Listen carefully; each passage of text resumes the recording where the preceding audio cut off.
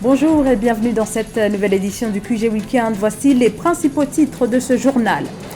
Le président burkinabé, le capitaine Ibrahim Traoré, développe les grandes lignes de sa politique, un plan pour les 5 prochaines années, ce qui confirme par la même occasion la prolongation de la durée de la transition. À la page sport, nous irons à la rencontre de Cédric Pong-Balé, un centrafricain qui s'est converti il y a plusieurs années au Nanbuto, un art martial venu tout droit d'Asie. À quelques jours de l'ouverture des Jeux Olympiques de Paris, nous nous arrêterons sur la place de l'Afrique et de ses athlètes à travers l'histoire de cet événement suivi par le monde entier. Pour en parler, nous recevrons sur ce plateau le docteur Eric Makita, fondateur et président du think tank Africa Global Data. Fin de la campagne électorale au Rwanda, 9 millions d'électeurs sont attendus aux urnes lundi 15 juillet pour l'élection présidentielle qui sera pour la première fois couplée avec les élections législatives. Pour la présidentielle, 3 candidats sont en lice. Le président sortant Paul Kagame, qui brigue un 4e mandat. Il est au pouvoir depuis 24 ans. Face à lui, Franck Habineza du Parti démocratique vert et Philippe Mpaimana, un candidat indépendant. Fin des derniers meetings pour tous ce samedi. Au Burkina Faso, le président de la transition Ibrahim Traoré a déroulé ce jeudi un discours devant les forces vives de la nation. Les grandes orientations qu'il souhaite donner à son pays pour les 5 prochaines années durant lesquelles il restera au pouvoir. Dans cette prise de parole, il a été question de géopolitique, de diplomatie, mais aussi de sécurité. Mildred Diamant. Pour les 5 prochaines années au pouvoir, le capitaine Ibrahim Traoré a une vision claire et précise. Le président de la République du Burkina Faso a décliné le 11 juillet 2024 au Palais des Sports de Ouagadougou son programme quinquennal avec un accent particulier sur la sécurité. Le chef de l'État a ainsi placé la lutte contre le terrorisme au cœur de l'action de son gouvernement. Pour ce faire, le capitaine Traoré compte notamment poursuivre les recrutements dans l'armée et l'achat d'équipements militaires. Il n'y a pas d'alliance possible avec les terroristes. Il n'y a pas d'alliance possible avec ces criminels. Ils sont à combattre. Dans quelques jours, le recrutement pour au moins 10 000 soldats devrait être lancé. Et les équipements vont continuer à venir parce que nous voulons que le niveau de notre armée atteigne un niveau jamais égalé dans la sous-région. Sur le plan économique, le capitaine Ibrahim Traoré mise sur le potentiel de l'industrie extractive pour garantir la croissance du pays. Le secteur qui contribue à hauteur de 16% au produit intérieur brut et représente 83% des recettes d'exportation devrait connaître des réformes importantes, notamment les mines, pour créer des opportunités d'emploi pour les jeunes burkinabés et augmenter les revenus de l'État. Pourquoi continuer à laisser des multinationales étrangères venir puiser notre or pendant que nous savons l'exploiter nous-mêmes? Voilà pourquoi nous avons ordonné au ministère de réorganiser les orpailleurs. Plusieurs permis, comme je le disais, seront retirés de certaines personnes et nous avons édicté un nouveau code minier qui est actuellement à l'Assemblée et j'espère qu'il sera voté dans la semaine prochaine pour imposer un nouveau modèle aux différentes entreprises qui vont venir pour exploiter l'or ici, pour que le maximum de profit soit pour l'État. Présentant la feuille de route de son mandat, le capitaine Traoré a souligné son engagement à lutter contre la corruption et la mauvaise gouvernance. Dans ce contexte, il prévoit la mise en place des primes de dénonciation afin que des travailleurs s'autosaisissent de certains dysfonctionnements. La réduction des dépenses publiques, l'éducation, la santé, l'amélioration de la production locale et agricole, des infrastructures énergétiques et routières et la création des petites entreprises figurent également en bonne place dans la stratégie du président burkinabé pour les 5 années à venir. L'Afrique connaît depuis les années 2000 un boom du secteur extractif avec une croissance soutenue des exportations des ressources naturelles, des ressources abondantes sur le continent qui vont des hydrocarbures à des minéraux tels que l'or, le minerai de fer et le cuivre. Le sujet est signé Philomentine. actuellement en retrait sur le marché stratégique des terres rares. Le continent africain se prépare à une expansion majeure avec l'entrée en service prévue de 8 nouvelles mines en Tanzanie, en Angola, au Malawi, en Ouganda et en Afrique du Sud. Ainsi, les pays africains devraient contribuer pour 9% à l'approvisionnement mondial en terres rares d'ici 2029, indique un récent rapport de Benchmark Mineral Intelligence. En fait, il ne s'agit pas de terres aussi rares que ça au niveau de la croûte terrestre géologique, mais elles portent ce nom du fait qu'elles sont simplement difficiles à extraire. Une chose est sûre, pour autant, l'humanité, dans sa formulation à venir, ne pourra se passer des terres noires. Donc, aujourd'hui, tout se joue sur un point de vue économique pour qui en disposera. Devant produire ses premières tonnes en 2026, la mine de Makutu en Ouganda héberge 126 000 tonnes d'oxyde de terre rare. Le projet Ngala en Tanzanie est capable de livrer annuellement 16 200 tonnes de concentré de terre rare sur une durée de vie de 24 ans. En Angola, le développement de la mine de Longodio devrait permettre la production de 38 000 tonnes par an de sulfate de terre rare mixte.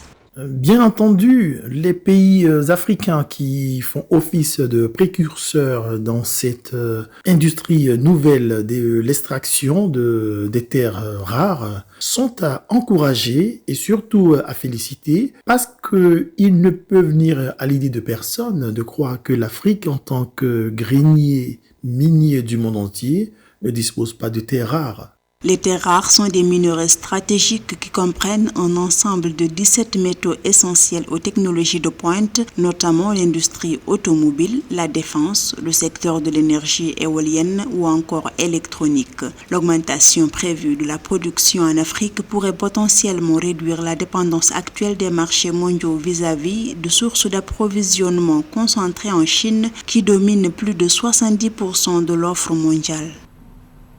Le Nambudo, une discipline qui relève des arts martiaux, un art martial japonais créé en 1978. Mais voilà quelques années qu'il se développe également sur le continent africain. Une discipline qui a séduit notamment le centrafricain Cédric Mpong-Balé. Son portrait par Séverin Douqueux.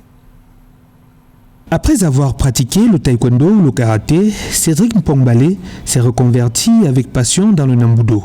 Avec plus de 15 ans d'expérience dans la pratique de l'art martial, le sportif a peaufiné son art pour surmonter les défis et atteindre les sommets de la discipline.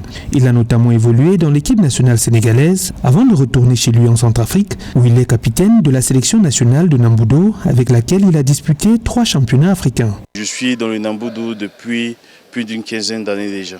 J'ai eu un parcours atypique. J'avais eu ma ceinture noire au Sénégal. Donc après, j'étais dans l'équipe nationale sénégalaise et après, je suis reparti au pays et j'ai continué. Et donc j'ai participé, c'est ma 3e CAN que je participe aujourd'hui. Du haut de sa maîtrise des arts martiaux, il était l'un des espoirs de médaille pour la Centrafrique au dernier championnat africain de Nambudo du 5 au 7 juillet 2024 à Yaoundé. Il n'aura cependant pas été à même de poursuivre la compétition à cause notamment d'une blessure au genou qui a ressurgi. Si son pays est retourné bredouille, l'adepte du Nambudo, qui fait ses au revoir au tatami en tant que compétiteur, continue néanmoins de croire dans le développement de la discipline en RCA. Il préconise à cet effet une plus grande implication des pouvoirs publics dans la professionnalisation de la discipline. Là, je vais migrer vers l'arbitrage pour essayer de faire développer le Nambudo d'une autre manière sur le plan africain et international. Le Nambudo est en train d'évoluer et donc ce serait intéressant que nous ayons des sponsors qui vont entrer dans ces disciplines de combat. Et donc ça va permettre à ce que les gens peuvent vivre de sport. Politicien engagé, notamment secrétaire à la communication et à l'innovation de l'URCA, l'Union pour le renouveau centrafricain, Cédric Mpong-Balé est un expert, ingénieur en réseau informatique et télécommunications, diplôme qu'il a obtenu au Sénégal. Il exerce notamment en tant qu'administrateur réseau. J-13 avant les Jeux Olympiques. Paris et plusieurs villes en France vont accueillir du 26 juillet au 11 août 2024 les JO, un événement planétaire À quelques jours du coup d'envoi, nous allons revenir sur l'histoire et la place de l'Afrique dans les Jeux Olympiques. Ce sujet fera justement l'objet d'un séminaire, d'un webinaire le 17 juillet prochain, un événement organisé par le think tank global Africa Global Data. Nous accueillons son fondateur sur ce plateau, le docteur Eric Makita. Bonjour. Bonjour madame. Alors Africa Global Data que vous présidez est donc un think tank qui analyse les plateformes des pays africains lors des Jeux Olympiques. Cette plateforme organise donc ce webinaire le 17 juillet prochain. De quoi s'agit-il exactement? Alors, Africa Global Data, c'est un think tank qui a pour ambition d'aider nos nations à rattraper le retard qu'ils accusent vis-à-vis d'autres grandes nations. Et pour ça, nous déclinons une stratégie qui est simple, c'est celle de promouvoir la culture de la donnée. Et nous avons des objectifs tels que ce webinaire qui est en fait une manière de mettre en lumière les performances des pays africains au JO, mais aussi de faire des prédictions, n'est-ce pas, sur ce qu'on pourrait attendre pour cette année. Alors justement, les JO, c'est donc le 26 juillet. Quelles sont les perspectives que justement vous avez établies dans le cadre de cette plateforme? Alors dans le cadre de cette plateforme, donc, nous avons établi le webinaire dont vous avez parlé tout à l'heure, qui est prévu pour le 17 juillet. Et nous allons recevoir deux invités de marque, qui sont Lionel Bagissi, qui est le premier Gabonais champion d'Afrique de taekwondo et olympien en 2008 à Pékin, mais aussi Grace Mbekwa, qui est basketteuse internationale et porteuse de la flamme olympique, tout comme Lionel Bagissi. C'est inédit parce que ce sont les premiers Gabonais à avoir été sélectionnés pour porter la flamme olympique. Et pour animer ce webinaire, nous avons la crème de la crème, qui est Bérénice Meïté, qui est septuple champion de France en patinage artistique, mais également double olympienne. Donc c'est pour vous dire que voilà, nous sommes dans une lancée où on veut, n'est-ce pas, amener nos différents pays à ne plus aller juste pour participer, mais aussi pour pouvoir prétendre, n'est-ce pas, au sésame. Donc pour performer. Alors Africa Global Data étudie davantage les performances de certains pays. Alors, il y a le Sénégal et le Cameroun. Pourquoi ces pays-là? Alors, simplement parce que le Sénégal, c'est le premier pays africain à avoir participé aux JO d'hiver, d'accord? Mais également, le Cameroun, c'est le seul pays de l'Afrique centrale à avoir obtenu tout type de médailles dans différentes catégories. Le Cameroun a 6 médailles, dont 3 médailles d'or, d'accord? 2 médailles d'argent et 1 médaille de bronze. Donc ce n'est pas rien et c'est la raison pour laquelle en fait on a voulu mettre ça en lumière pour pouvoir leur rendre hommage par rapport à toutes les performances qu'ils ont eu à faire. Alors il y a des pays quand même comme l'Éthiopie, le Kenya qui brillent régulièrement dans ce type d'événements lors de JO par exemple. Est-ce que ça n'aurait pas été là aussi intéressant d'étudier ces pays-là? En fait ces études sont en perspective mais on ne peut pas tout dévoiler ici. Donc on a pris le Sénégal et le Cameroun comme avant-goût. C'est juste pour dire aux gens, inscrivez-vous massivement sur le site www.africaglobaldata.com. Nous y reviendrons. J'ai suivi sur cette chaîne voilà un petit briefing sur les performances de l'Éthiopie et nous allons le mettre aussi en lumière. Parfait. Alors à quelques jours donc, du lancement des JO, quelle lecture vous faites, vous? Alors, le sujet sera sans doute abordé lors de ce webinaire. Exact. Mais quelle lecture vous faites de l'évolution, de la place de l'Afrique dans les Jeux Olympiques? Il faut dire qu'en fait, c'est une évolution que je dirais plutôt intéressante. Sauf que, bon, voilà, il faudra que nos pays puissent considérer, n'est-ce pas, ces grands événements et mettre les moyens. Et c'est ce qui fait aussi l'objet, n'est-ce pas, de nos études. C'est pour pouvoir, n'est-ce pas, distinguer, par exemple, quelles sont les disciplines pour une région donnée, quels sont les athlètes pour un pays donné qui se démarque et qui devrait, n'est-ce pas, avoir une réelle quote-part par rapport, par exemple, pourquoi pas le budget alloué au sport par rapport à ces différentes nations et ces différentes disciplines. Alors, est-ce que vous notez que l'Afrique est mieux intégrée dans certaines disciplines dans lesquelles le continent n'était pas du tout représenté dans les années antérieures, par exemple? Oui, alors ça fait partie des insights qu'on a pu obtenir, notamment de l'athlétisme. Hein. Voilà, vous avez parlé de l'Éthiopie, voilà, l'Éthiopie, c'est le porte-étendard, je dirais, de l'Afrique. Oui. Mais également, voilà, j'étais surpris de voir que le Cameroun a pu obtenir aussi deux médailles d'or, donc ce n'est pas rien.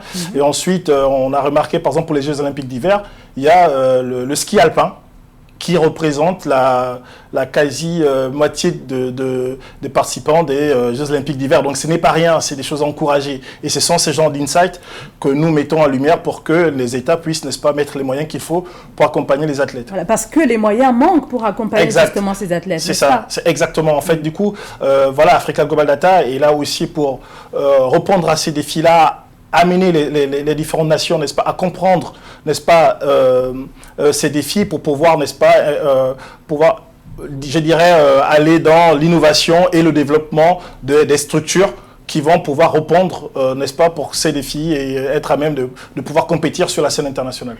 Docteur Makita, merci d'avoir répondu à nos questions. Je vous remercie. Merci beaucoup. Merci. Je rappelle que vous êtes le fondateur et l'actuel président du think tank Africa Global Data. Et on rappelle aussi cet événement, ce webinaire, le 17 juillet, donc date du webinaire d'Africa Global Data. Merci beaucoup. Merci madame. Et merci à vous de nous avoir suivis. Restez sur Africa 24, l'actualité continue.